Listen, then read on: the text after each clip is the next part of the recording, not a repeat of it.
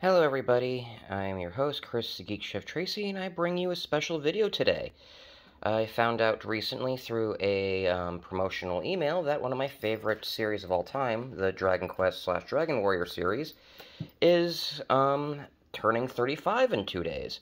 So I figured that what better time for me to do what I've been planning to do for quite some time and do a rundown of all the mainline games released so far and talk about them and rank them in a top 10 format.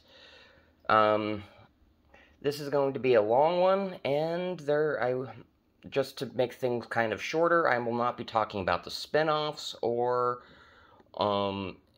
just focus on the mainline series. I will also not be covering DQ10 simply because that is an MMO, and comparing it to console RPGs is like comparing apples to oranges, and it never came into the United States or West in general, so no point in covering that one. So without further ado, we'll begin with what I believe is the weakest game in the entire franchise, Dragon Quest II, also known as Dragon Warrior here in the States. Basically, this game was rushed out the door, and while it is a mechanical improvement in many ways over the first game, due to its being rushed, it has severe balancing issues and pacing issues in the late game, with the end of the game, the Road of Rhone, literally being considered by many old-school gamers to be the literal mother of all JRPG grind fests. To put this in perspective, I played through the NES games during quarantine, and it took me about 15 hours to reach the Road of Rhone and the Indigo and the plateau at the end of it, right before the final dungeon. And because of the sheer frequency of enemies that can just instant party wipe you if RNG says screw you, and the sheer power of all the enemies, it basically took me another 10 hours to grind the necessary levels so I can actually take on the final dungeon, which was much easier than that little overworld section. So that should tell you how annoyingly designed the late game encounters are.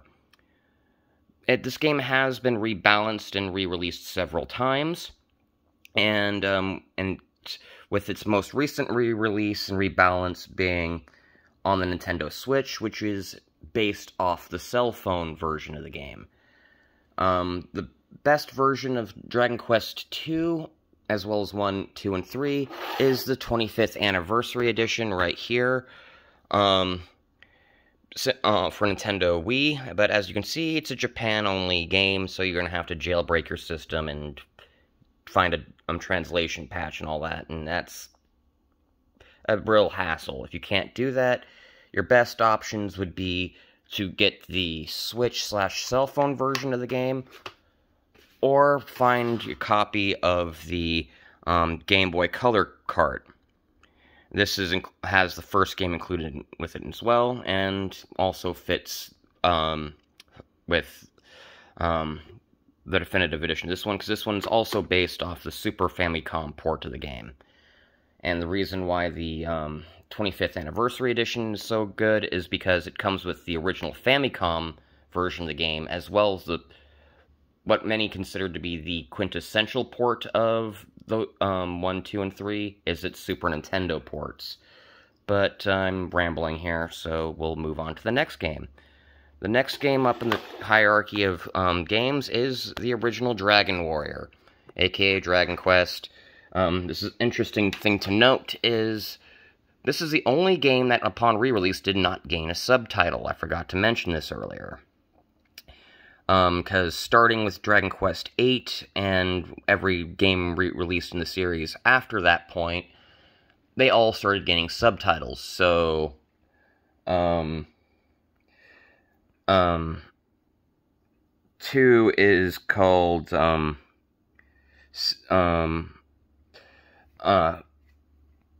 is it? I forget it. Something, Legacy of the Luminary line or something like that. But this one does not have any subtitles. The reason why it ranks so low is because, well, it is as bare bones a game as you can get.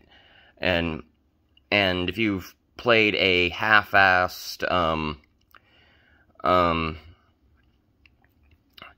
RPG Maker game, and felt this is kind of basic and bare bones, it's very similar to how it is here. Don't get me wrong, it's very well made, very well polished, but you only have a single party member. You cannot really modify them in any way. All battles are one-on-one, and it's literally a numbers game. You either will win or you will lose based entirely upon your level and equipment. And if those aren't to snuff, well, you lose. It is a very short game, with the re-releases being able to be completed in about 6 to 8 hours if you know what you're doing. And I wouldn't really recommend this game for hardcore players, but if you're interested in seeing where JRPGs started, or have a young child who you want to get into JRPGs, this is probably the perfect entry point, because it was literally everyone's first JRPG in Japan.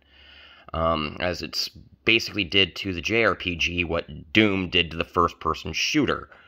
It wasn't necessarily the first of its kind, but it's the one that stuck and popularized the genre to a point where Dragon Warrior is now the foremost game series in Japan in many people's minds. Its creator, Yuji Horii, is bigger than Miyamoto in Japan, so let that sink in for a second.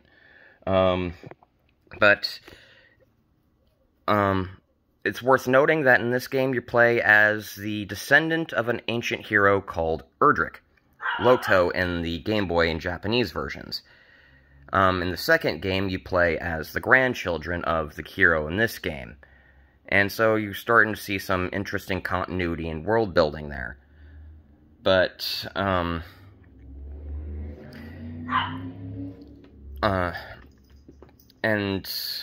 this sets up one of the great plot twists in one of the later games. But that's not related to this one, and we'll move on to the next game. This is going to be a controversial entry for sure, because the next one is quite beloved by many of the Dragon Quest fans, but once we get into the reasons, it's more than reasonable why I'm putting it so low. And that is Dragon Quest IX, Sentinels of the Starry Skies. This game is, you basically play as an angel out to do good deeds to help humans to collect something called benevolence, a literally crystallized gratitude that only angels can see and collect.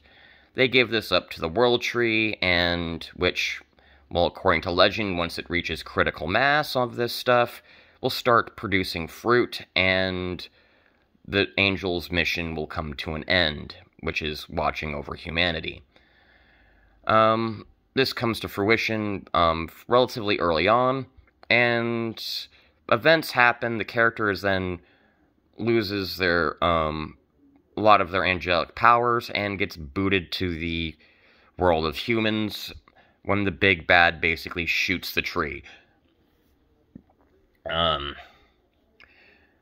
It's a very good game. You can create your character however you want, lots of customization options, lots of cosmetic changes, and this game has probably the biggest, if you're going like total of playtime for quests and all that stuff, this game is by far the longest game in the entire series. 200-300 hour playthroughs for do everything are not uncommon here. The downside of the game is it was designed as a localized MMO. What I mean by this is you connect your systems via wireless LAN, and you and your buddies who each have a copy of the game would then play in each other's games, help them out, and do quests there. You can do some things a little bit faster this way, but not much. And because of this ad hoc multiplayer option being such a focus, the story is really not really there for 9/10 of the game. and it's all focusing on character building, character development, and side content. And while it's perfectly playable single player, because you can use blank slate characters to fill out your party, the game, it was built around multiplayer, and let's just say, without that, it's... Imagine trying to play a game like World of Warcraft, though that's not really a perfectly accurate way of putting it, or League of Legends, using AI bots as your teammates. And that doesn't really... While you have full control over them, it's just...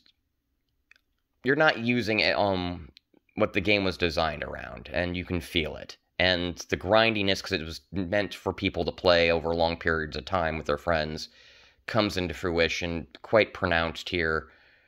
And the online functionality that this game had, because it did have some online support, has long since died because, well, Nintendo pulled the plugs of the DS Wi-Fi network a few years back, so...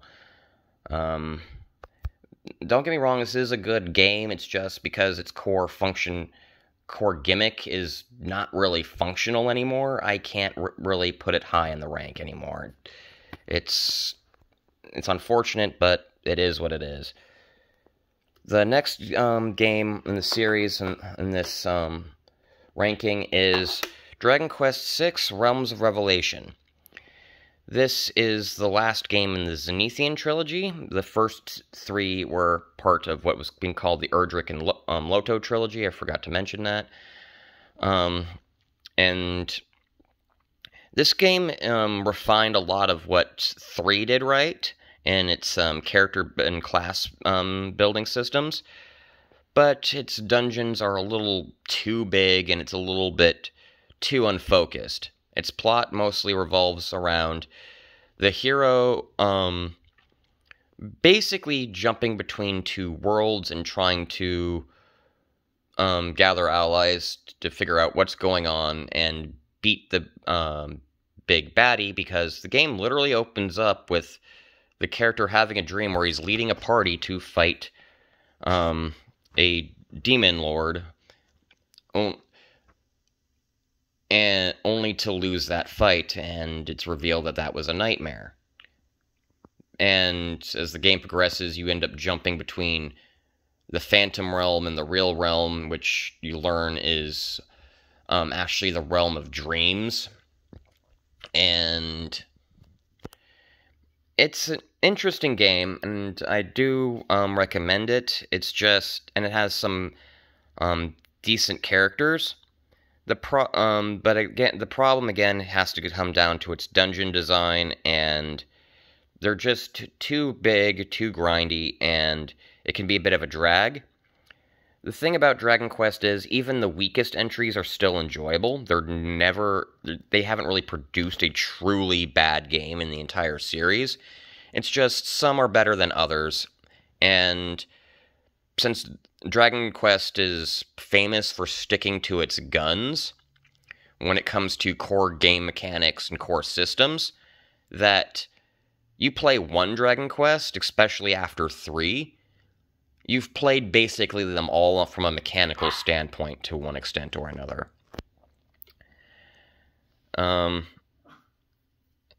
But we're getting on to the next game in the series right now, which is Dragon Quest VII.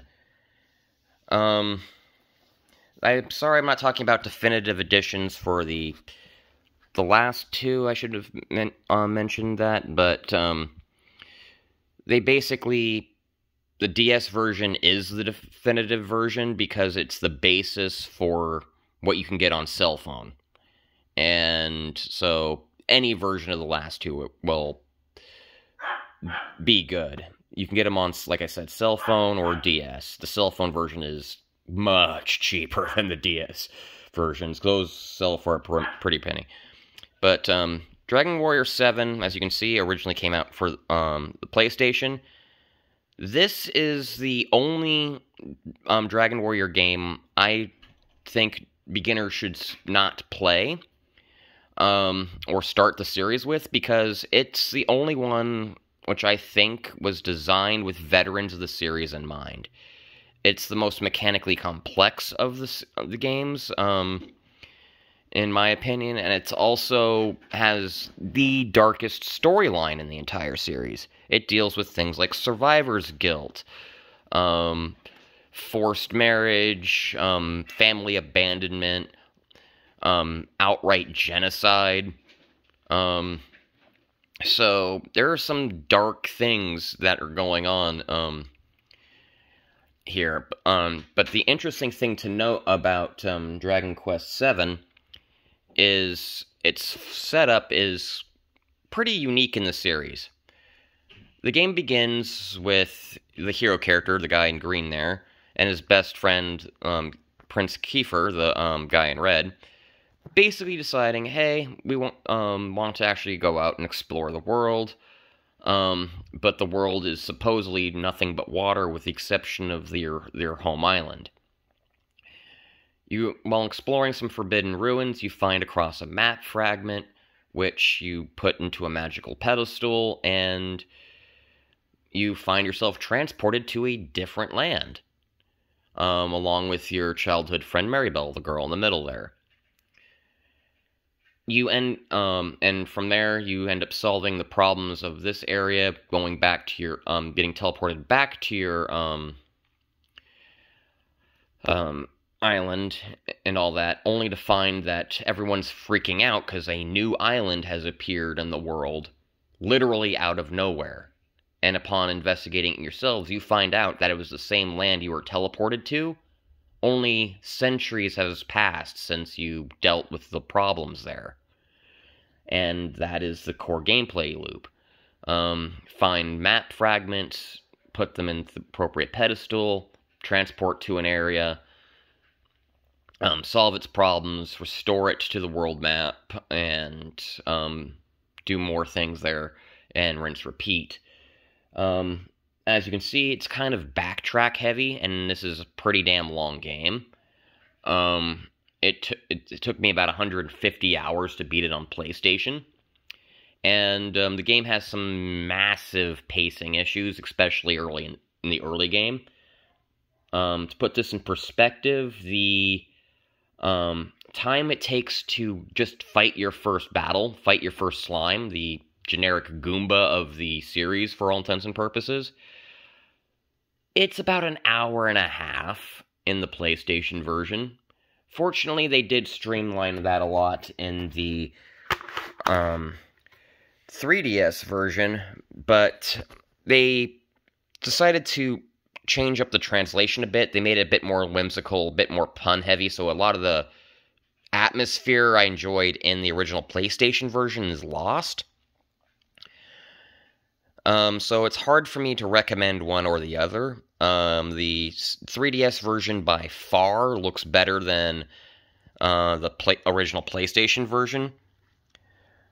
But they're both enjoyable. They're both fun. Unfortunately, a lot of their side content, their main super side quest, which is build a town,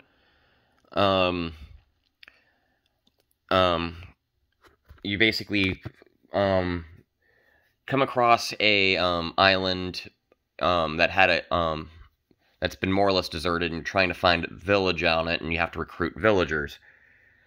That you cannot find, and depending on the combination of villagers you find, determines what type of village it develops into. Unfortunately, you cannot do it really manually with a single file unless you put in an absurd amount of time to do it, as the amount of villagers you get and where they're located and of what type are kind of randomized upon every new game cycle of the game. And thus you have to start multiple saves and keep those going, or trade them with a friend via memory card, and that just doesn't work on the PlayStation version. This one, you can do it as well, but it's done through, basically, trading with other people via Wi-Fi. They've utterly remade the whole system, so it's completely different, but it's essentially but you're still essentially trading NPCs with other people to achieve an end. In this one, I think it's monsters in this one. It's been a while since I actually played it on the 3DS, so if I'm stumbling here, I do apologize. But it's a very good game, but because of its complexity and just sheer length, I don't really recommend this for new players, and it's kind of in the middle of the pile, as it were. The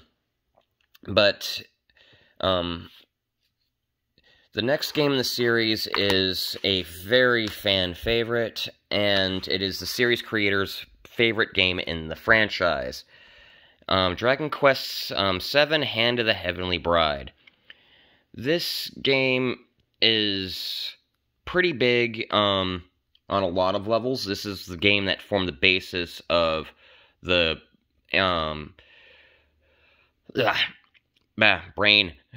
Dragon Quest movie, My Story.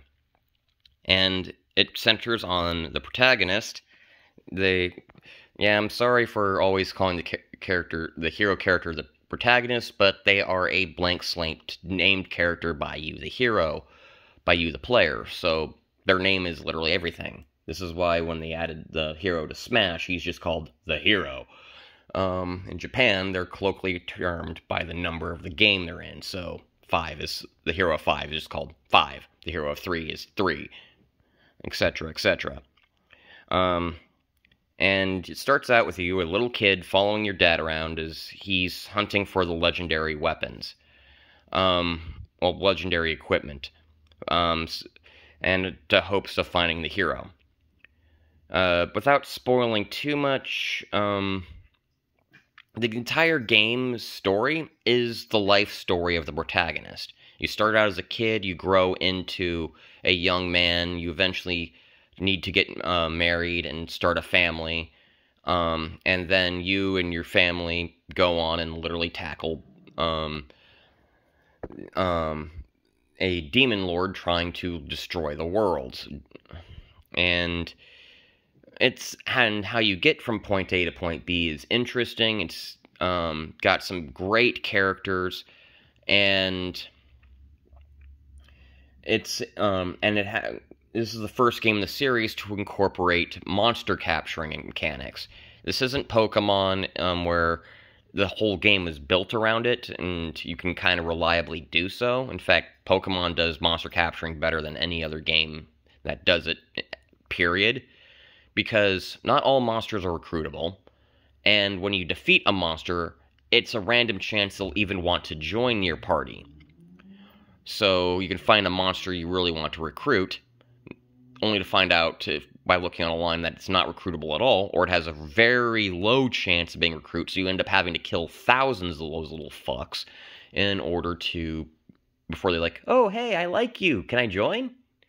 It's a pain in the ass. If you're trying to go catch them all on level style of completion.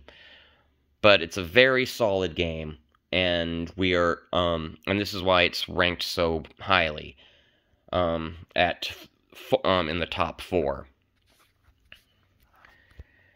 And as I said, it is the series creator's Yuji Horí's favorite game in the series. The best version of it is the again, the DS/cell phone version, because it is they're the same, more or less. The next game in the series, quality-wise, in my opinion, is Dragon Quest IV. This game does storytelling in a very unique way.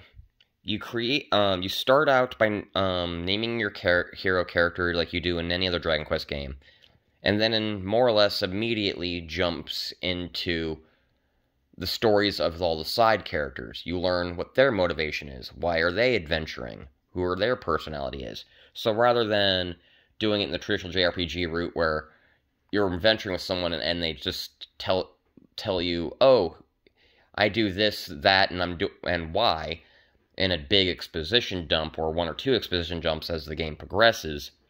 You actually see what all your characters' motivations are and learn how to play them all as the game progresses. The game's also unique as it's more of a hands-off game, because once you're done with the character's chapter and you recruit them all to your main party in the final chapter where you're playing the hero, you don't have direct control over them anymore. They are controlled by the AI. This can lead to some stupid and frustrating things, but the AI usually behaves normal, and you have to get around some of the personality quirks, like Maya the dancer. She is a bit of a hothead, which is fitting because she has all the fire spells. And because of this nature, she basically will always start every fight, more or less, with her biggest spells. Oh, sorry, you don't want to use mini nuke? Oh, a bunch of slimes over there? Mini nuke. Boss? Mini nuke. Some random thing that I can't even hit because it's, ionized? Mini nuke. And she will burn through her MP super fast because she's enthusiastic about blowing things up, let's just say. And it does give the characters some interesting personalities.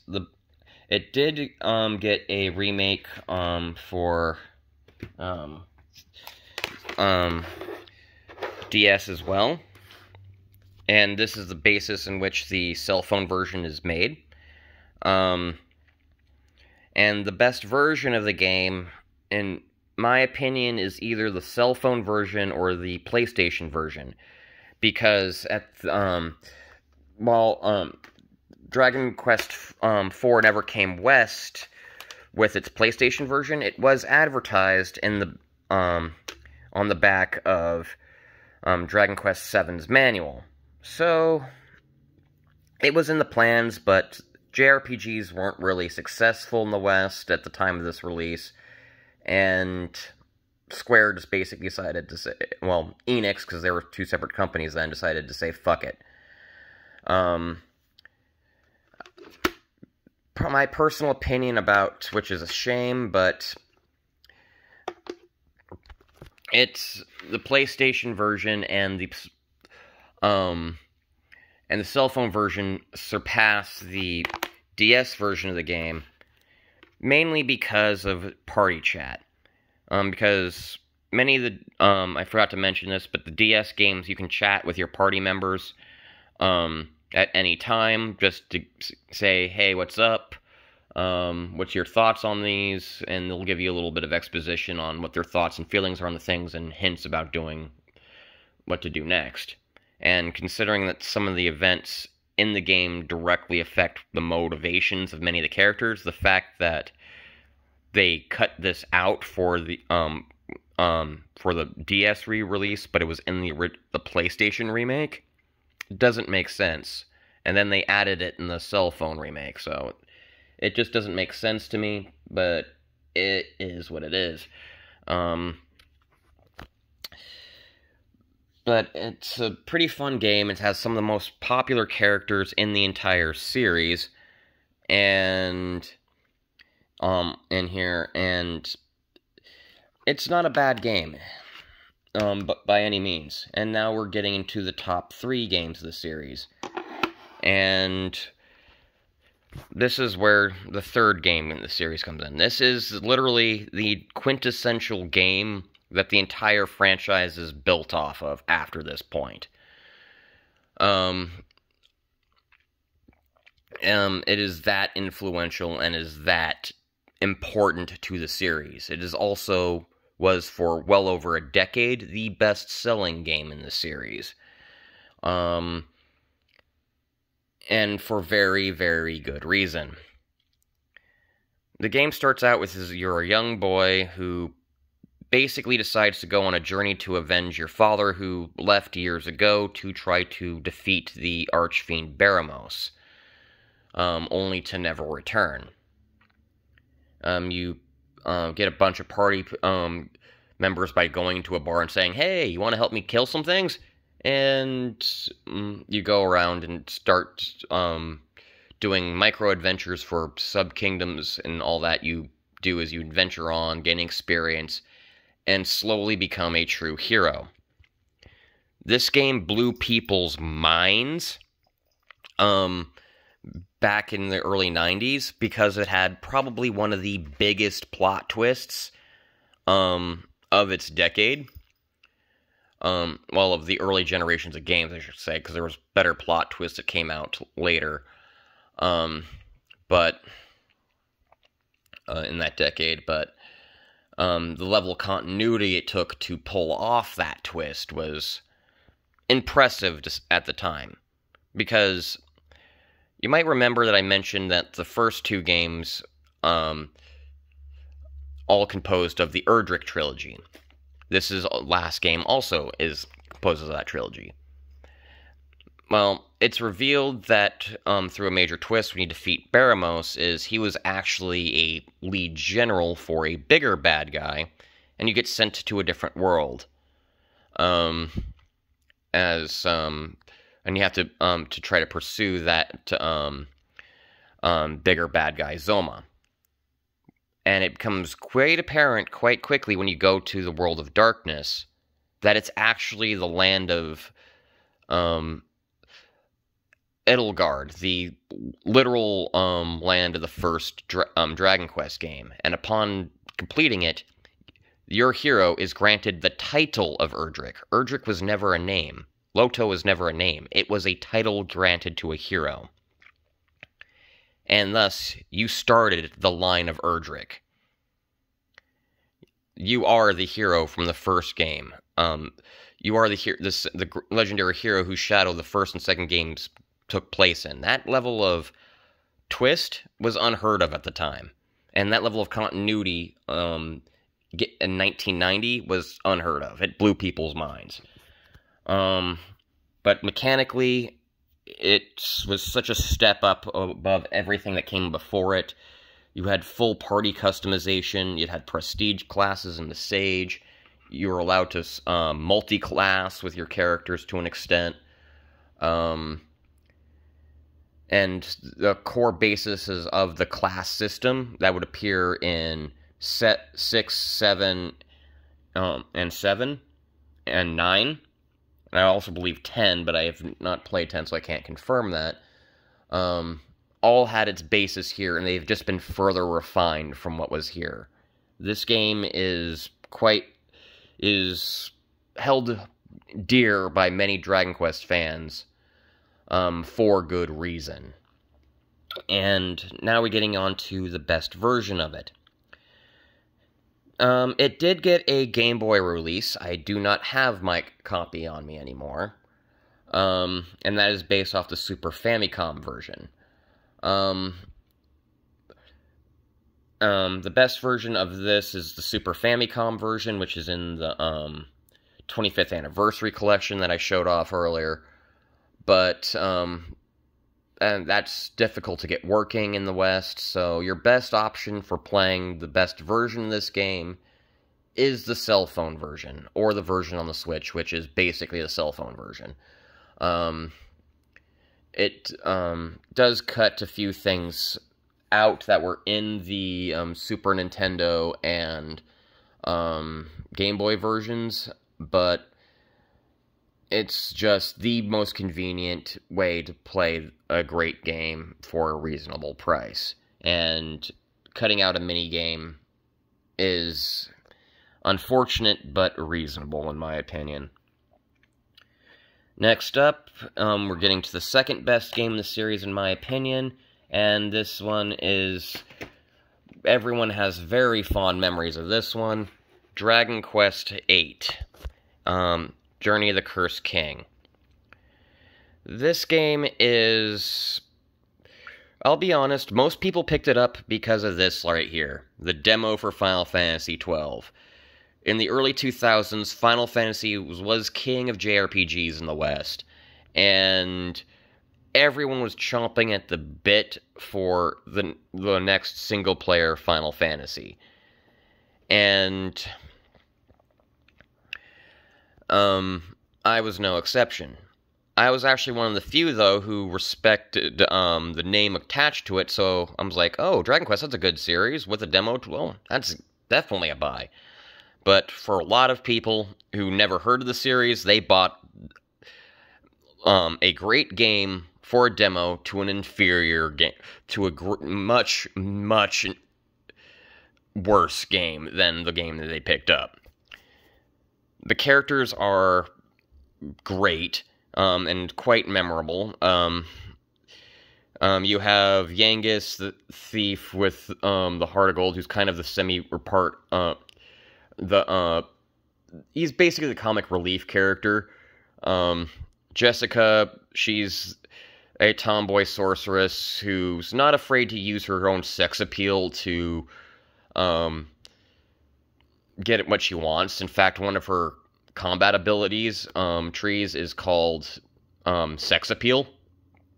And so she'll get, like, seduce abilities and buffs and debuffs the party based off of that. And then you have the playboy paladin, Angelo. So, yeah, a paladin who, let's just say, when you think paladin, you think, oh, chaste, noble, and all that. Nope, he's a gambling, drinking womanizer. I use the term paladin, which, because that's the more easily recognized term for JRPG fans, but, he's technically a Templar, which is more or less the priest class, but, from previous games, but, it is what it is, and that's what they were going for. But the, game's plot is, you are the, a guard from the city of Trodain, taking the transformed, king and princess, protecting the king and the princess of that kingdom on a quest to hunt down the, court jester Dulmagus, who stole a cursed scepter and, cursed everybody in the city of Trodain, into a curse of stone. The king was turned into a, basically a goblinoid thing, which you can kind of see here.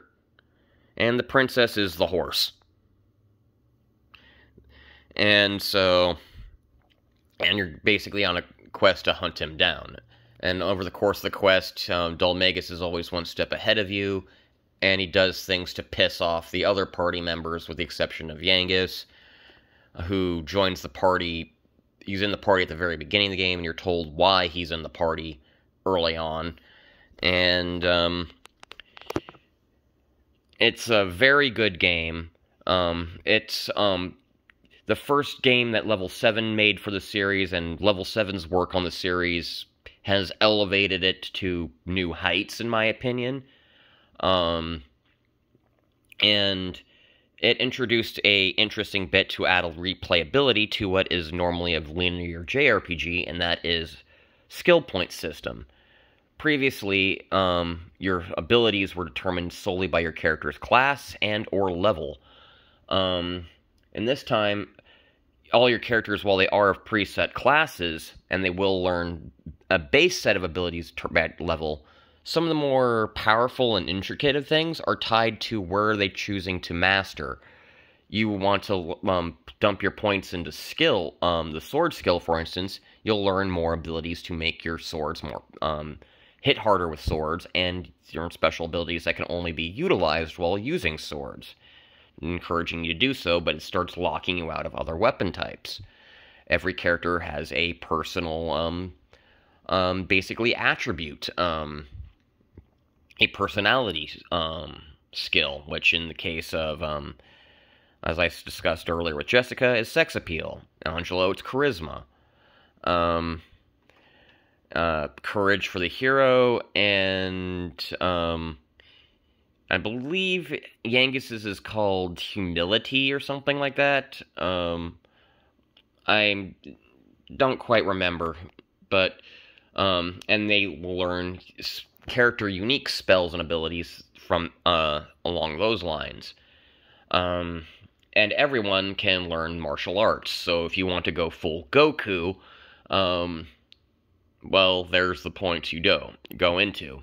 They also added the tension system, which allows you to store up attack power between turns. It gets exponentially bigger the more you hold it, and should you max it out at 100 power, you will literally turn Super Saiyan. So, let's just say, Toriyama is going, well, he's rightfully remembered for Dragon Quest, and in Japan he's, Dragon Ball, I should say. And Japan, he's equally regarded as, known for being the art guy behind the art of Dragon Quest and Dragon Ball. Dragon Ball will continue to haunt him till the day he dies, I think. And so there's little Easter eggs to that in here, with the hero's transformation to literally go Super Saiyan upon 100 tension build is one of them.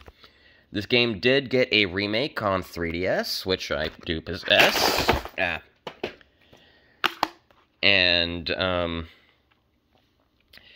this got rid of random encounters entirely, with the exception of being on the ocean, and added 2 new playable characters in the side characters Mori and Red.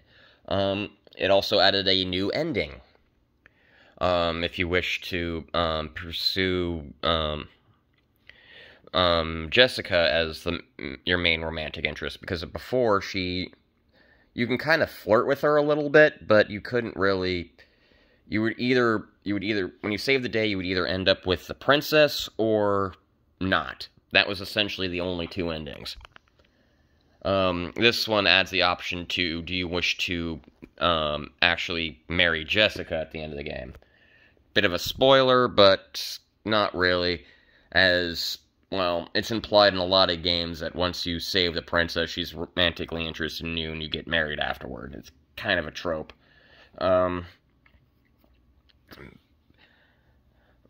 But, great game. Both versions are very good. There's a cell phone version as well, which is kind of...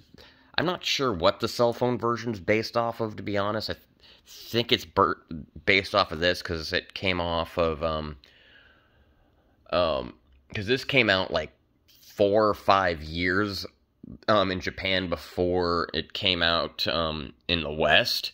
In fact, it was only from dedicated fan effort that Nintendo decided to publish this in the West at all. So, yeah, the fans are very passionate on this, and it's a big enough series that they're willing to actually listen to the fans. But that gives us to the penultimate game in the series, and that is Dragon Quest XI, Echoes of an Elusive Age. This game beats out 8 in my opinion because, well, 8 set the foundation for 11, and 11 just refined everything 8 did well and polished it up more. There's a bigger cast of characters that are all funny and interesting in their own ways. There's the skill point system has been revamped into kind of like a license board kind of system from from Final Fantasy XII, but it's more or less the same thing, and you're allowed to respec it to a lot more easily than you could in 8. In fact, in 8 originally, once you put a point into any stat, it was stuck there. There was no respecking whatsoever. So, item crafting, a bigger, more vibrant world. This game just basically does everything 8 does right and does better. And I can't really objectively say that 8 is better than 11 based off that merit. Nostalgically, 8's better than 11 as far as I'm concerned, but when I look at the sheer meat and potatoes of the game, 11 beats out 8, and is probably the best place in the series to get started. It's worth mentioning that every Dragon Quest game every Dragon Quest game is self-contained.